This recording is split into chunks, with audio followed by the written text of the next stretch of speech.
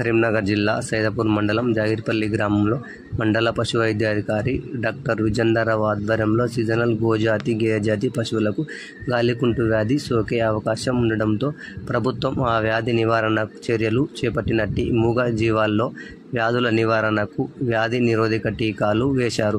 పశుసంవర్ధక శాఖ ఆధ్వర్యంలో ఏర్పాటు చేసిన టీకాలు వేసి ప్రతి పశువుకు చెవిపోగు వేసి ట్యాగు రూపంలో ఆన్లైన్ పోర్టల్లో నమోదు చేశారు. అనంతరం డాక్టర్ విజేందర్రావు మాట్లాడుతూ ఈ వ్యాక్సినేషన్ ప్రక్రియ వలన గాలికుంటు వ్యాధి నుంచి పశువులను కాపాడుకోవచ్చని, పాడి రైతులు తమ పశువులకు టీకాలు వేసుకోవాలని అన్నారు.